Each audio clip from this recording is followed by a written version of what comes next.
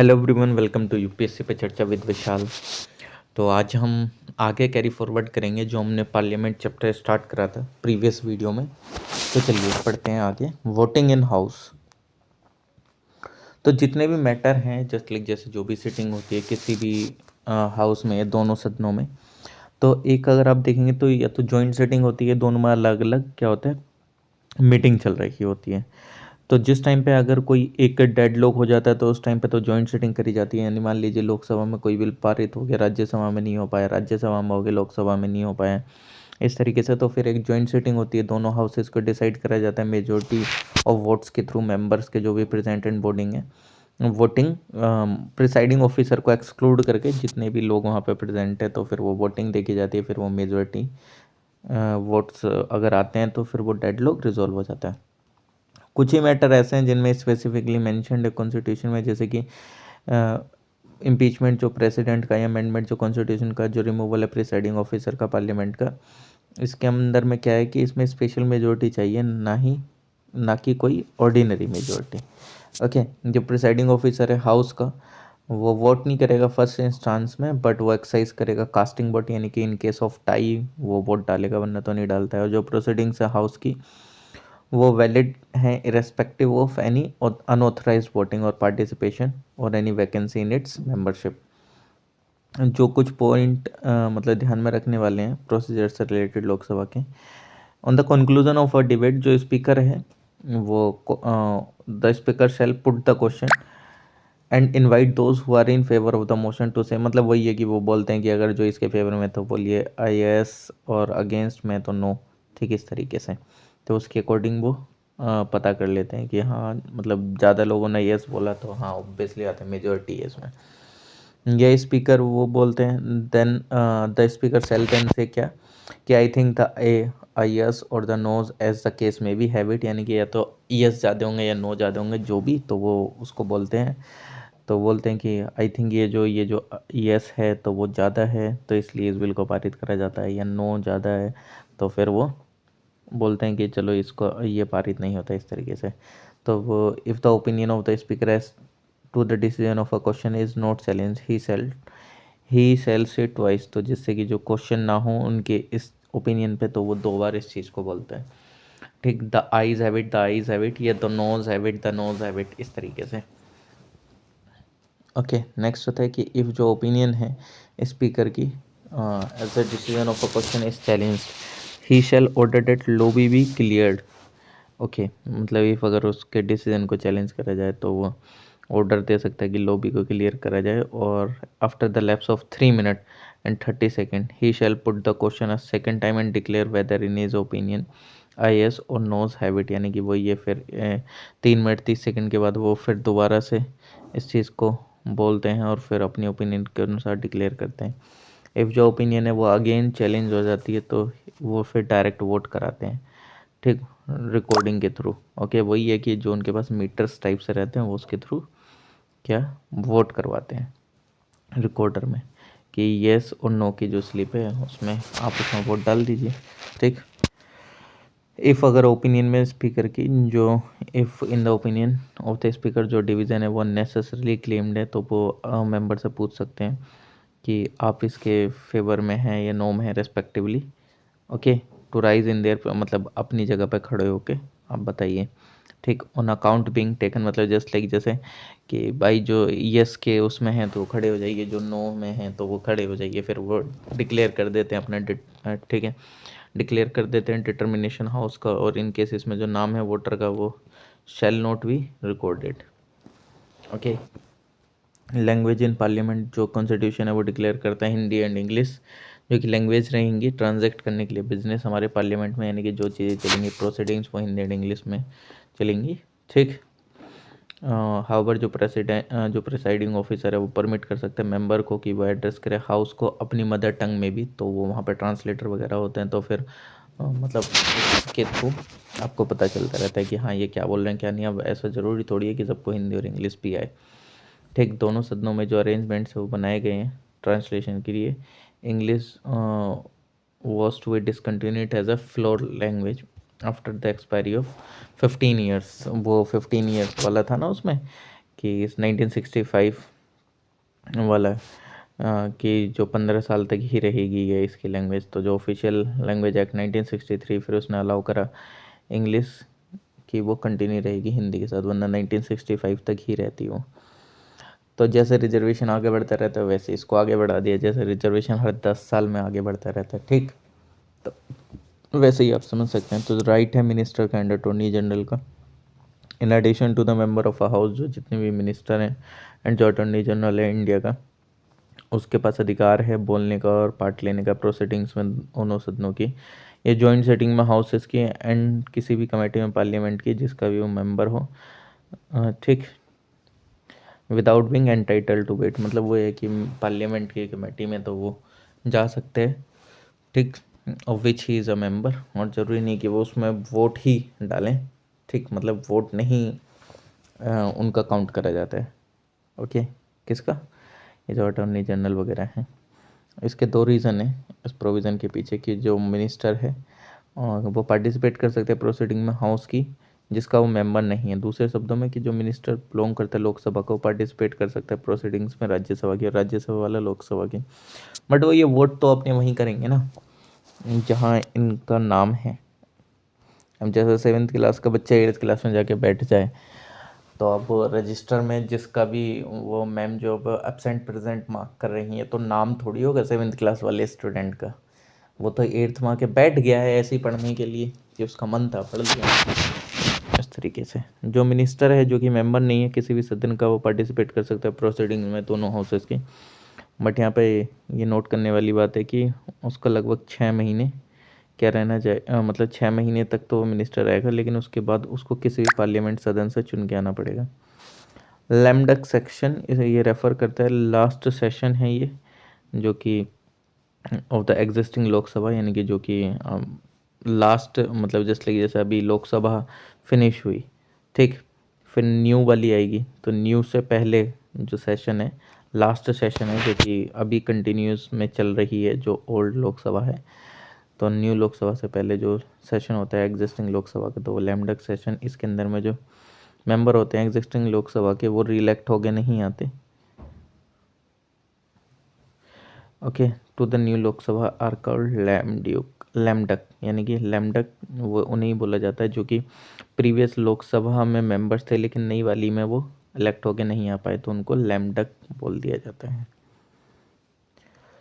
Device क्या क्या है पार्लियामेंट्री प्रोसीडिंग्स के? सबसे पहले भाई क्वेश्चन आवर, जो फर्स्ट क्वेश्चन आवर है हर एक पार्लियामेंट्री सिटिंग का बोले वो स्लॉटेड है, ठीक। इस समय पे जो मेंबर्स हैं वो क्वेश्चन पूछेंगे एंड जो मिनिस्टर हैं यूजुअली वो उसका आंसर देंगे। जो क्वेश्चन है वो 3 तरीके के होते हैं, स्टार्ड, अनस्टार्ड एंड शॉर्ट नोटिस। जो स्टार्ड क्वेश्चन होता है, ठीक, ये रिक्वायर करता है एक ओरल आंसर की ज़रूरत होती है एंड और जो सप्लीमेंट्री क्वेश्चन पूछा जा सकता है। और अनस्टार्ड क्वेश्चन में दूसरी तरफ क्या होता है एक रिटर्न आंसर की ज़रूरत होती है एंड सप्लीमेंट्री क्वेश्चन नहीं फॉलो करा जा सकता। मतलब स्टार्ट में वाले में तो ये कि आप खड़े हुए सामने वाले ने जवाब दे दिया, अनस्टार्ड वाले में कि भाई साहब आपने रिटर्न में करा तब आपको रिटर्न में ही जवाब मिलेगा ना उसका। बस यही है कि जब सामने आप अपने ओरली क्वेश्चन आंसर कर रहे हैं तो आप उनसे फर्दर क्वेश्चन पूछ सकते हैं। रिटर्न वाले में तो एक ही क्वेश्चन करा तो एक ही क्वेश्चन का जवाब मिलेगा। शॉर्ट नोटिस क्वेश्चन में क्या होता है कि जो is one that is asked via giving a notice, मतलब नोटिस दिया जाता है लगभग 10 दिन से कम का, तो ये आंसर करा जाता है ओरली, ठीक। In addition to the minister जो क्वेश्चन है वो मतलब पूछा जा सकता है प्राइवेट मेंबर से भी। जो ये क्वेश्चन है वो एड्रेस करता है प्राइवेट मेंबर को, जो सब्जेक्ट मैटर है क्वेश्चन का वो रिलेट करता है कुछ बिल्स, रिजोल्यूशन और अदर मैटर्स जो कि कनेक्टेड होते हैं बिजनेस से हाउस की, फॉर विच जो भी मेंबर वो रेस्पॉन्सिबल होगा। जो प्रोसीजर है in regard to such question ये सेम है जो कि फॉलो करा जाता है in case of question address करा जाए मिनिस्टर से। तो जो लिस्ट है start and and start short notice question की एंड क्वेश्चन जो कि प्राइवेट मेंबर के होते हैं वो प्रिंटेड होते हैं ग्रीन में, वाइट में, लाइट पिंक में, येलो कलर में रेस्पेक्टिवली। और ये सारे जो क्वेश्चन है वो ये अलग अलग होते हैं, ठीक है, कि मतलब जस्ट लाइक जैसे स्टार्ट वाला जो है वो प्रिंटेड होगा ग्रीन में, अनस्टार्ट क्वेश्चन जो कि वाइट में, short notice question light pink में, और जो क्वेश्चन अगर प्राइवेट मेंबर से कर लिया जाए तो वो येलो कलर के में होता है। मतलब कलर कोडिंग से डिफ्रेंशिएट कर रखा है। तो ये ध्यान रख लेना कौन सा कलर किसके लिए है। ओके, नेक्स्ट आता है 0 आवर। 0 आवर बेसिकली क्या होता है, इसके अंदर में आपसे जो 0 आवर है वो आपके मेंशन नहीं है रूल ऑफ प्रोसीजर में, और ये एक इनफॉर्मल डिवाइस है जो कि अवेलेबल है मेंबर ऑफ पार्लियामेंट के पास, जो कि रेज करता है मैटर बिना किसी प्रायर नोटिस के। तो 0 आवर जो है वो स्टार्ट होता है immediately after the question our and last होता है until the agenda for the day, और regular that is regular business of the house is taken up, यानी कि वही है कि जो डेली चीज़ें चल रही हैं उसके बारे में जो भी चीज़ें हैं उसमें मतलब क्वेश्चन वगैरह पूछ लिए जाते हैं। ठीक, क्वेश्चन क्या मतलब वो डिस्कस करा जाता है, ये क्वेश्चन आवर के बाद होता है 0 आवर। ठीक, इन अदर वर्ड्स अगर बोला जाए तो ये टाइम गैप है between question our and the agenda, जिसको हम 0 आवर बोलते हैं। ये एक इंडियन इनोवेशन है फील्ड ऑफ पार्लियामेंट्री प्रोसीजर में, और ये एग्जिस्टेंस में है 1962 से। ये हालांकि मेंशन नहीं है, ये इसमें रेस कर दिए जाते हैं मैटर जो कि बिना किसी प्रायर नोटिस के भी, मतलब जस्ट लाइक जैसे कुछ अर्जेंट वगैरह हो गया इस तरीके से। मोशंस जो हैं जस्ट लाइक कोई भी डिस्कशन हुआ है, ठीक, no discussion on a matter of a general public importance can take place except on a motion made with the consent of the presiding officer, यानी कि कोई भी मैटर जो है जनरल पब्लिक इम्पोर्टेंस का can take place except on a motion, मतलब वो कोई भी ऐसा नहीं आ सकता है बिना बिना प्रिसाइडिंग ऑफिसर की कंसेंट के, यानी कि जो हाउस है वो एक्सप्रेस करता है अपना डिसीजन और ओपिनियन और अलग अलग इशूज़ पे अडोप्ट करके रिजेक्शन करके मोशन का जो भी लाया जाता है किसी भी मिनिस्टर या प्राइवेट मेंबर के द्वारा में। ठीक, मतलब कोई भी एक मोशन लिया है कोई भी प्राइवेट मेंबर या कोई भी मिनिस्टर, तो उसके ऊपर पे चीज़ें डिस्कस होती हैं। तो मोशन जो भी लाया जाता है रेस करने के लिए डिस्कशन अलग अलग मैटर्स पे, उसकी कैटेगरीज में डिवाइडेड है। जैसे सब्सटेंटिव मोशन, ये एक सेल्फ कंटेंट इंडिपेंडेंट प्रपोजल होता है जो कि डील करता है बहुत इंपॉर्टेंट मैटर से, जैसे कि इम्पीचमेंट है प्रेसिडेंट का, रिमूवल है चीफ इलेक्शन कमिश्नर का। सब्स्टिट्यूट मोशन, ये एक मोशन है जो कि मूव करा जाता है सब्स्टिट्यूशन में एक ओरिजिनल मोशन के, एंड ये प्रपोज है एक अल्टरनेटिव उसका। ये अडॉप्ट करा जाता है हाउस के द्वारा जो कि सुपरसीड करता है ओरिजिनल मोशन के, यानी कि जो पहले कोई ओरिजिनल चीज़ लाई गई थी उसको अल्टरनेटिव में ये लाया जाता है। सब्सिडरी मोशन, ये एक मोशन है जो कि बाय इटसेल्फ उसका कोई मतलब नहीं है, and can not state the decision of the house without reference to the original motion proceeding of the houses.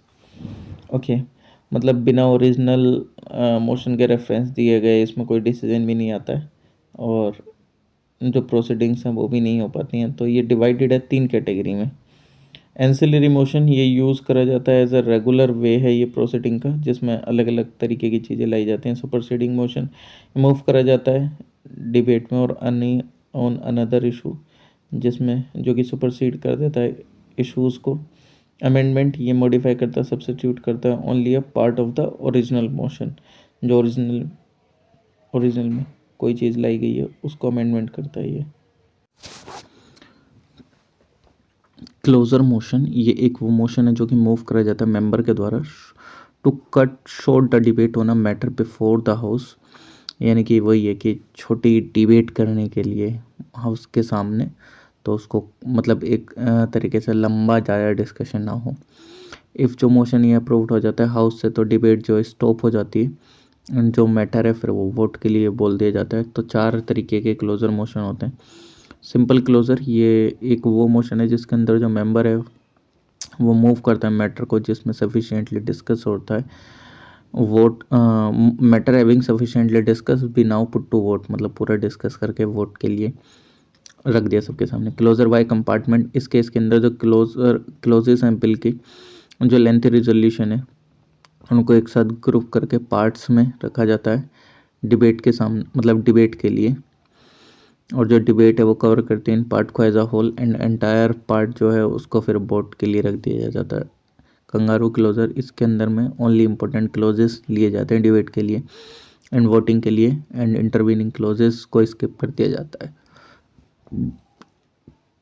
Gluten closure, ये एक वो है जिसके अंदर में जो अनडिस्कस्ड क्लोजेस हैं बिल के और रिजोल्यूशन के उनको भी वोट के लिए रख दिया जाता है अलॉन्ग विद डिस्कस्ड, मतलब कुछ डिस्कस कर लिए कुछ डिस्कस नहीं करे, बट सब पे वोटिंग पड़ गई टाइम की वजह से।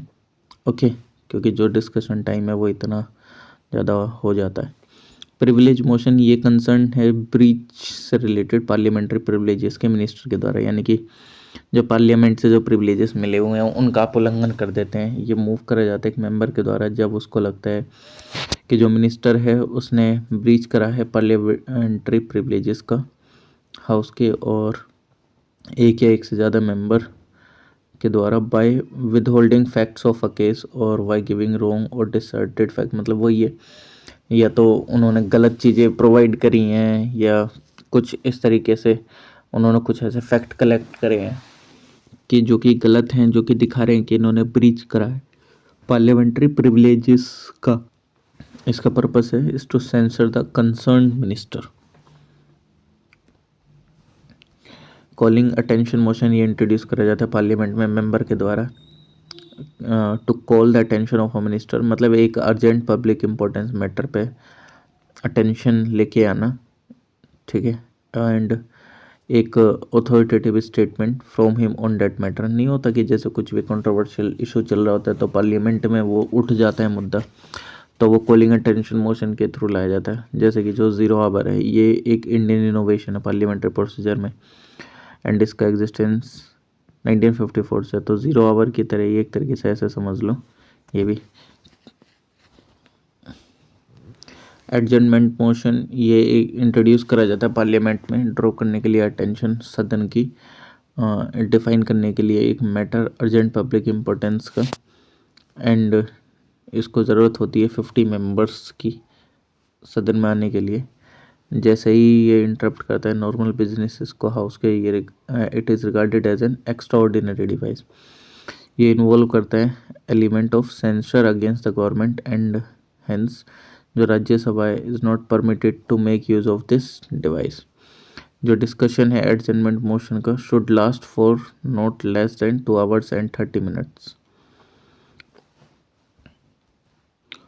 जो राइट है इस मोशन को लाने का for an adjournment of the business of the house, उसमें कुछ रेस्ट्रिक्शंस भी हैं, जैसे कि ये रेस करेगा मैटर जो कि डेफिनेट फैक्चुअल है अर्जेंट एंड पब्लिक इम्पोर्टेंस का, ये कवर नहीं करेगा एक से ज़्यादा मैटर को, और ये रेस्ट्रिक्टेड है to a specific matter of recent occurrence, यानी कि जो भी रिसेंट में चीज़ें हुई हैं उसके लिए ही लाया जा सकता है, और इसको फ्रेम नहीं करा जा सकता जनरल टर्म्स में, और ये रेज नहीं करा जा सकता क्वेश्चन प्रिविलेज पे।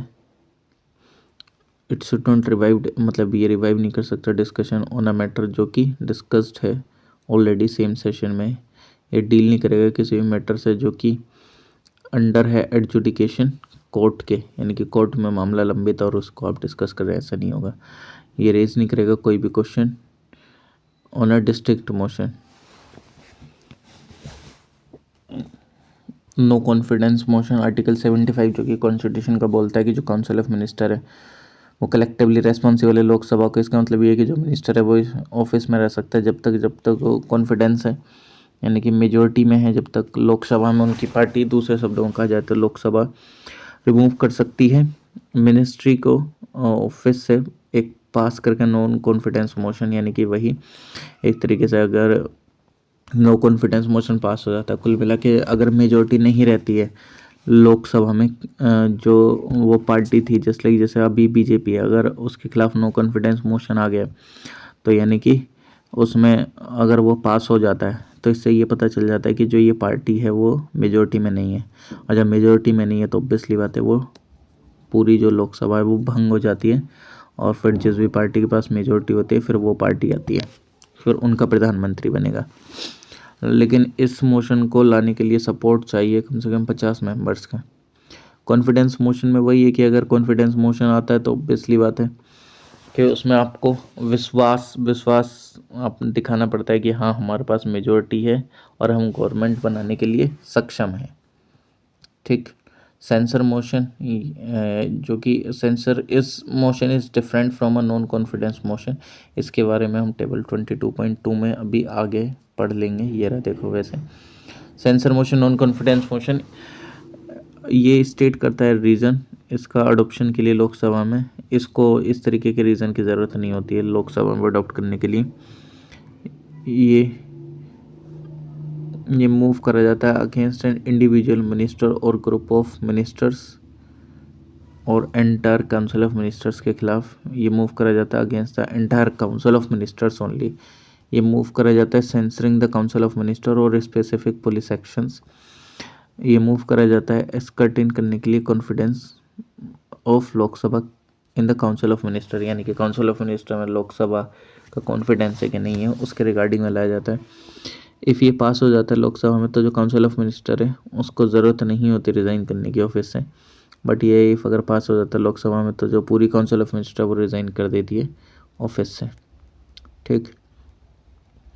नेक्स्ट है मोशन ऑफ थैंक्स, यानी कि जो फर्स्ट सेशन होता है हर एक इलेक्शन के बाद और ये एंड द फर्स्ट सेशन जो होता है फिस्कल ईयर का, यानी कि इस साल का जैसे जो फिस्कल ईयर चालू हुआ, ओके, तो उसके पहले का जो सेशन होता है जो कि एड्रेस करा जाता है प्रेसिडेंट के द्वारा। और इस एड्रेस में जो प्रेसिडेंट है वो आउटलाइन करते हैं पॉलिसी एंड प्रोग्राम्स किसके, गवर्नमेंट के, और बताते हैं प्रेसिडिंग ईयर के एंड एंश्योरिंग करते हैं अगले साल की चीज़ें। और ये जो एड्रेस है प्रेसिडेंट का ये कॉरस्पॉन्ड करता है स्पीच, ठीक, speech from the throne in Britain जो कि डिस्कस्ड है दोनों सदनों में। और इस मोशन को ही मोशन ऑफ थैंक्स कहा जाता है, मतलब थैंक्स करा जाता है, अभिवादन दिया जाता है प्रेसिडेंट साहब का। और इस सेशन के एंड में फिर मोशन पे वोट आते हैं, तो ये जो मोशन है ये पास होना चाहिए सदनों में, अदरवाइज़ इसका मतलब ये होता है कि डिफीट है गवर्नमेंट की। इनॉग्रल स्पीच होती है प्रेसिडेंट की इस ओकेशन पे, ठीक, रेस करने के लिए, discussion and debate, examine and criticise करने के लिए गवर्नमेंट को एंड एडमिनिस्ट्रेशन को, उनके लैप्स एंड फेल्यूर्स को। No day yet named motion, ये एक मोशन है जो कि एडमिट करा जाता है स्पीकर के द्वारा, but no date has been fixed for its discussion, यानी कि कोई भी तारीख फिक्स नहीं है इसके लिए। जो स्पीकर है after considering the state of business, मतलब जो भी मैटर है उसको डिस्कस करने के बाद हाउस में कंसल्टेशन करने के बाद लीडर ऑफ हाउस के साथ, ठीक, और on the recommendation of the business advisory committee वो एलोकेट करते हैं एक दिन या किसी एक दिन का कोई भी घंटे या कुछ पार्ट, जस्ट लाइक जैसे एक घंटे इसको डिस्कस कर लिया तो उस मोशन को फिर डिस्कस करा जाता है। डायलेटरी मोशन ये वो मोशन है जो कि एडजर्न है of the debate on a bill, motion, resolution, etc., or a motion to retard or delay the progress of a business under consideration of the house, ठीक, ये मूव करा जाता है मेंबर के द्वारा at any time after a motion जो कि है पास कर दिया जाता है। और ये जो डिबेट है ऑन अ डायलेटरी मोशन ये रेस्ट्रिक्टेड है टू द मैटर जो कि कंटेंट है इस मोशन में। इफ़ अगर जो स्पीकर है उसकी ओपिनियन है कि जो मोशन है ये एक एब्यूज़ है रूल ऑफ द हाउस के, तो वो आइदर पुट कर सकता है क्वेश्चन इसके ऊपर और डिक्लाइन कर सकता है इसके प्रपोजल पे डायलेटरी मोशन के। पॉइंट ऑफ ऑर्डर, ये जो पॉइंट ऑफ ऑर्डर है ये एक जो मेंबर है वो रेस करता है पॉइंट ऑफ ऑर्डर जिस टाइम पे जो प्रोसीडिंग्स है हाउस की वो फॉलो नहीं करती हैं normal rules of procedure. Point of order जो कि शुड रिलेट द इंटरप्रिटेशन और enforcement of the rules of the house or such articles of the constitution that regulate the business of the house and should raise a question that is within the cognizance of the speaker। यानी कि जो member है वो point of order लेके आता है जिस time पे जो प्रोसीडिंग्स हैं हाउस की वो फॉलो नहीं करती हैं rules normal rule of procedure. और जो पॉइंट ऑफ ऑर्डर है वो रिलेट करता है एक इंटरप्रिटेशन और enforcement rules of the houses की और उन आर्टिकल्स की कॉन्स्टिट्यूशन के जो कि रेगुलेट करते हैं बिजनेस हाउस का। एंड रेज करता है ये question with in the cognizance of the speaker, यानी कि जो भी इनके अंडर में आता है स्पीकर का। ये यूजुअली रेस करा जाता है अपोजिशन मेंबर के द्वारा कंट्रोल करने के लिए गवर्नमेंट को। और ये एक एक्स्ट्रा ऑर्डिनरी डिवाइस है जो कि सस्पेंड कर देता है प्रोसीडिंग्स हाउस की और कोई भी जो डिबेट है वो लाउड नहीं होती है on a point of order. Half an hour discussion, इसका मतलब ये है कि मैटर को डिस्कस करने के लिए एक सफिशिएंट पब्लिक इम्पोर्टेंस के which has been subjected to a lot of debate and the answer to which needs elucidation on a matter of fact। तो इसका मतलब क्या है कि ये डिस्कस करने के लिए मैटर जो कि एक पब्लिक इम्पोर्टेंस का है उसको एक डिबेट की ज़रूरत है। एंड काफ़ी सारे फैक्ट वगैरह इन सारी चीज़ों की, तो स्पीकर जो कि एलोकेट करता है 3 दिन 1 हफ्ते में इस सारे डिस्कशन के लिए, और कोई भी फॉर्मल मोशन और वोटिंग नहीं करी जाती है इस समय पे before the house. Short duration discussion, इसको 2 आवर डिस्कशन के नाम से भी जाना जाता है, या टाइम एलोकेट करा जाता है उन डिस्कशन के लिए जो कि 2 घंटे से ज़्यादा का समय नहीं मांगते। ये जो मेंबर हैं पार्लियामेंट के वो रेस करते हैं इन डिस्कशन को किस मैटर पे अर्जेंट पब्लिक इम्पोर्टेंस के, और जो स्पीकर अब एलोकेट करता है 2 दिन 1 हफ्ते में इन सारे डिस्कशंस के लिए। तो neither a formal motion before the house nor voting. जो डिवाइस है वो एग्जिस्टेंस में है सिंस 1953 से। स्पेशल मोशन यानी कि जो इस पे एक मैटर जो कि पॉइंट ऑफ ऑर्डर नहीं हो और which can not be raise during question hour, यानी कि जिसको रेज नहीं करा जा सकता क्वेश्चन आवर के समय, हाफ एन आवर डिस्कशन के समय, शॉर्ट ड्यूरेशन के समय, शॉर्ट ड्यूरेशन डिस्कशन के समय, और under adjournment motion, calling attention notice और any rule of the house can be raise under the special mention in the Rajya सभा।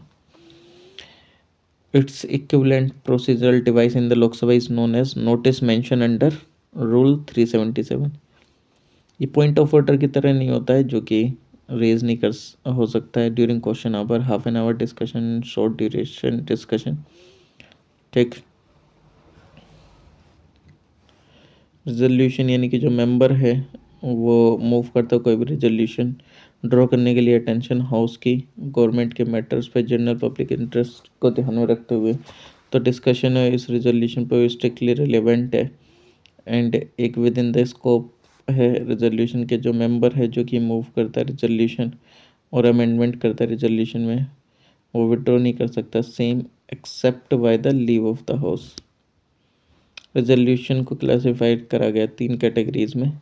ठीक।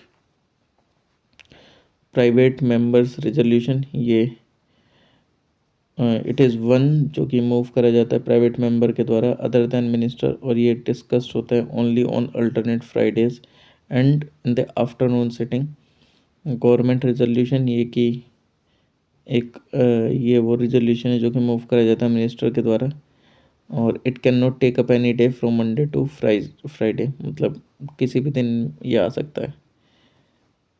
स्टैट्यूटरी लेजिस्लेशन, ये मूव करा जा सकता है आइदर बाय प्राइवेट मेंबर और अ मिनिस्टर, और इसी वजह से इसको ऑलवेज स्टेबल करा जा मतलब रखा जाता है इन परसुएंस ऑफ अ प्रोविजन जो कि कॉन्स्टिट्यूशन में है और एक्ट ऑफ पार्लियामेंट है। जो रेजोल्यूशन है वो डिफरेंट है मोशन से फॉलोइंग रेस्पेक्ट में, यानी कि जितने भी रिजर्वेशन है जो कि कैटेगरी ऑफ सब्सटेंटिव मोशंस में, डेट इज़ टू से every resolution is a particular type of motion, और जितने भी मोशन है नेसेसरीली वो सब्सटेंटिव नहीं है, तो जितने भी मोशन है नॉट नेसेसरीली उन पर वोट करे जाते हैं। वही जितने भी रिजोल्यूशन है उनको अधिकतर को तो वही वोटिंग की ज़रूरत ही पड़ती है। अगर ऑब्वियसली आते हैं रिजोल्यूशन पास होना है तो वोटिंग की ज़रूरत पड़ेगी। यूथ पार्लियामेंट यानी कि जो स्कीम है यूथ पार्लियामेंट की वो स्टार्ट हुई थी किस पे, on the recommendation of 4th all India chips conference. इसके जो ऑब्जेक्टिव हैं वो क्या हैं, एक्वेंट करना है यंगर जनरेशन को with practice and procedure parliament के, इम्बाइव करना है स्पिरिट को, डिसिप्लिन की एंड टॉलरेंस करना, cultivating character in the minds of youth and inculcate करना है in the student community basic values को, डेमोक्रेसी के एंड इनेबल करना उनको एक्वायर करने के लिए प्रॉपर पर्सपेक्टिव किस पे, फंक्शनिंग पे डेमोक्रेटिक इंस्टीट्यूशंस की। जो मिनिस्ट्री है पार्लियामेंट्री अफेयर्स की प्रोवाइड करती है necessary training and encouragement states को इन इंट्रोड्यूसिंग द स्कीम।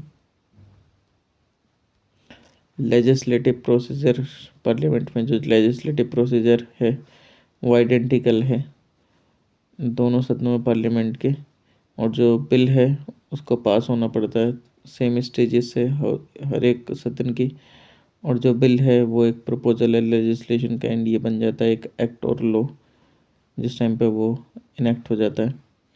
जो बिल है जो कि इंट्रोड्यूस होता है पार्लियामेंट में, दो तरीके के होते हैं, पब्लिक बिल, प्राइवेट बिल, जिसको गवर्नमेंट बिल के नाम से भी जाना जाता है, एंड प्राइवेट मेंबर के बिल के नाम से भी।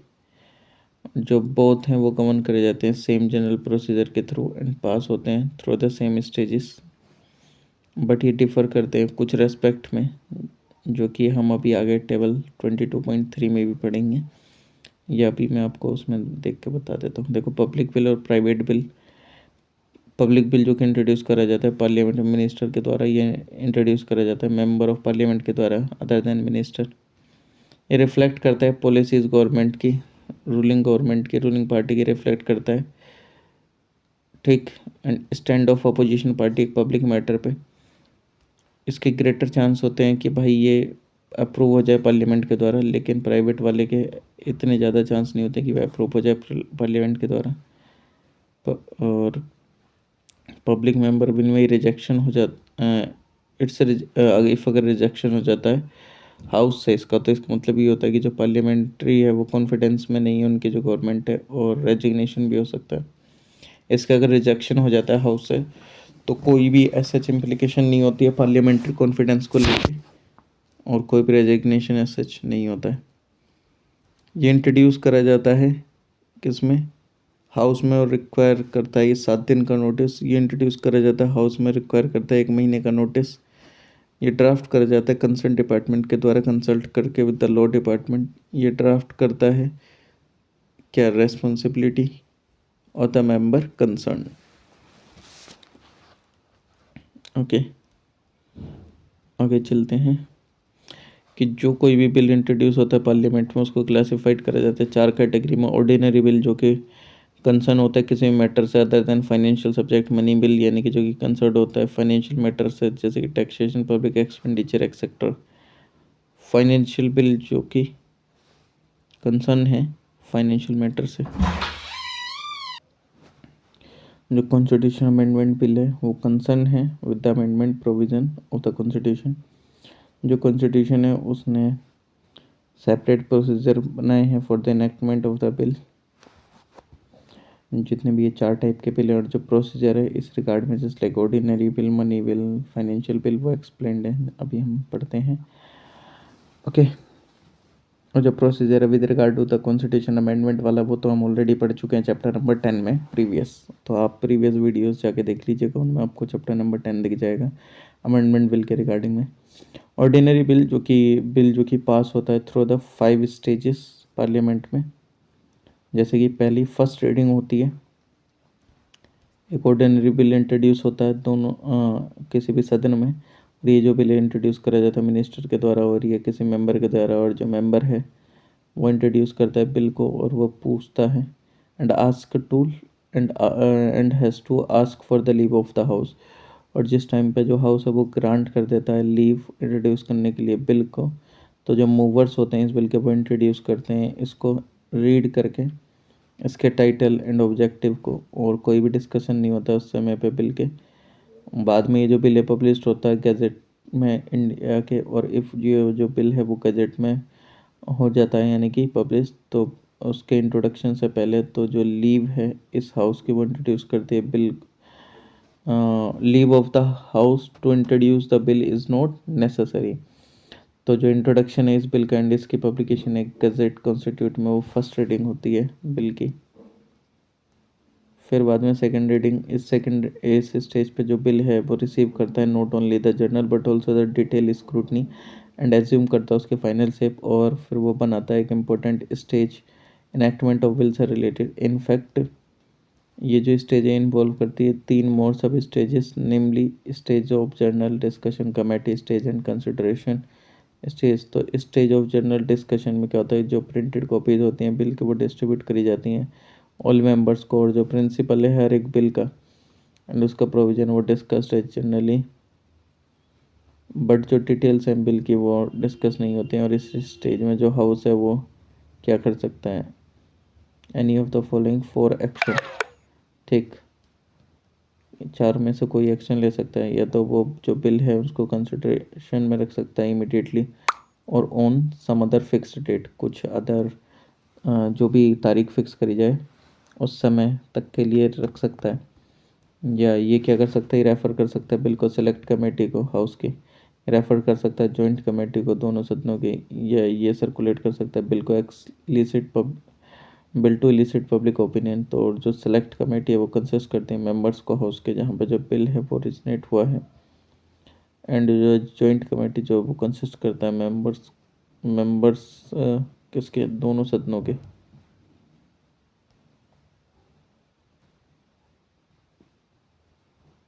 नेक्स्ट आता है commitment stage. Okay, commitment stage में द यूजुअल प्रैक्टिस होती है, इसमें रेफ़र करा जाता है बिल को सेलेक्ट कमेटी को हाउस की।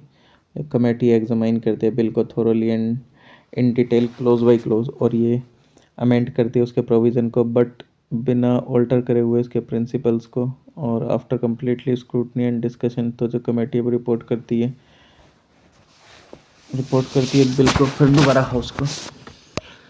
कंसीडरेशन स्टेज, ये जो हाउस है रिसीव करने के बाद बिल को सेलेक्ट कमेटी से कंसिडर करता है प्रोविज़न बिल के क्लोज बाय क्लोज, और ये जो हर एक क्लोज है वो डिस्कस करा जाता है एंड वोट होता है सेपरेटली। और ये जो मेंबर है वो मूव करता है अमेंडमेंट एंड इफ़ एक्सेप्टेड तो ये पार्ट बन जाते हैं बिल का। थर्ड रीडिंग, इस स्टेज पे जो है वो डिबेट है वो कन्फाइंड होती है एक्सेप्टेंस के लिए और रिजेक्शन के लिए बिल को as a whole with no amendment allowed. As a general जो प्रिंसिपल हैं जो कि बिल के अंदर में वो ऑलरेडी स्क्रूटनाइज है during the stage of second reading. If जो मेजोरिटी है मेंबर्स के प्रेजेंट एंड वोटिंग वो एक्सेप्ट करती है बिल को, और जो बिल है वो रिगार्ड करा जाता है and the bill is regarded as passed by the house. There after जो बिल है वो ऑथेंटिकेट कर दिया जाता है प्रिसाइडिंग ऑफिसर के द्वारा हाउसिंग एंड ट्रांसमिट कर दिया जाता है सेकेंड हाउस के लिए कंसिडरेशन के लिए एंड अप्रूवल के लिए। और जो बिल है is deemed to have passed by the parliament only, कब, जिस टाइम पे जो दोनों सदन हैं वो एग्री हो जाते हैं, एग्री विद और without amendments. Bill in the second house जो बिल है वो पास होता है तीनों स्टेजेस से, जैसे कि first reading, second reading and third reading. तो 4 अल्टरनेटिव हैं हाउस के सामने, ये या तो पास कर सकता है बिल को जो कि सेंड करा गया फर्स्ट हाउस के द्वारा, बिना अमेंडमेंट के पास कर सकता है बिल को, विद अमेंडमेंट्स के एंड रिटर्न करा जा सकता है फर्स्ट हाउस को फॉर रिकन्सिडरेशन, और रिजेक्ट कर सकता है बिल को ऑल टुगेदर, और ये उस पर एक्शन नहीं ले सकता है, ये बिल को पेंडिंग रख सकते हैं। इफ़ जो सेकंड हाउस है वो पास कर देता है बिल को बिना किसी अमेंडमेंट के और फर्स्ट हाउस के एक्सेप्ट के, तो जो अमेंडमेंट सजेस्ट करे गए हैं सेकंड हाउस के द्वारा, तो जो बिल है वो डीम्ड पास कर दिया जाता है दोनों सदनों के द्वारा एंड जो सेम है वो सेंड करा जाता है प्रेसिडेंट को उसके सेंड के लिए। On the other hand, if जो है फर्स्ट हाउस रिजेक्ट कर देता है अमेंडमेंट जो कि सजेस्ट करी गई है सेकंड हाउस के द्वारा, और जो सेकंड हाउस है वो रिजेक्ट कर देता है बिल को ऑल टुगेदर, और जो सेकंड हाउस है वो नहीं लेता है एक्शन 6 महीने तक, तो एक जो डेड लॉक है वो एक तरीके से हो जाता है। और इसे रिजॉल्व करने के लिए डेड लॉक को तो जो प्रेसिडेंट है वो समन कर सकता है जॉइंट सिटिंग को दोनों सदनों की। इफ़ जो मेजोरिटी ऑफ मेंबर है प्रेजेंट एंड वोटिंग जो कि जॉइंट सिटिंग में अप्रूव कर देते हैं बिल को, तो जो बिल जो है वो पास कर दिया जाता है दोनों सदनों के द्वारा। फिर फिफ्थ वही असेंट मिलती है प्रेसिडेंट की, जो हर एक बिल है जो कि वो पास हो जाता है दोनों सदनों से, तो फिर सिंगल या जॉइंट सिटिंग में जो प्रेजेंट करा जाए प्रेसिडेंट के सामने उसके असेंट के लिए तो 3 ऑल्टरनेटिव उसके पास भी, या तो वो असेंट दे सकते हैं बिल को, विद होल्ड कर सकते हैं असेंट को, रिटर्न कर सकते हैं बिल को रिकन्सिडरेशन के लिए हाउस के, तो जो प्रेसिडेंट है वो अपनी असेंट दे देते हैं बिल को, और जो बिल है वो एक एक्ट बन जाता है एंड प्लेस कर दिया जाता है on the statute book. If जो प्रेसिडेंट है विद होल्ड कर देते हैं असेंट को बिल के ऊपर, तो यह एंड कर देता है एंड बन जाता है एक एक्ट। ओके, इफ़ जो प्रेसिडेंट है वो रिटर्न कर देते हैं बिल को रिकन्सिडरेशन के लिए, एंड इफ़ अगर वो पास कर दिया जाए दोनों सदनों के द्वारा अगेन बिना किसी अमेंडमेंट के प्रेजेंट कर दिया जाए प्रेसिडेंट को उनके असेंट के लिए, तो प्रेसिडेंट जो है वो अपनी असेंट देंगे, और यही जो प्रेसिडेंट है वो एंजॉय करते हैं सस्पेंसिव बीटो। ओके, तो चलिए और जो नेक्स्ट विल है मनी विल वो नेक्स्ट लेक्चर में पढ़ेंगे। तब तक के लिए धन्यवाद। Please like share comment and subscribe.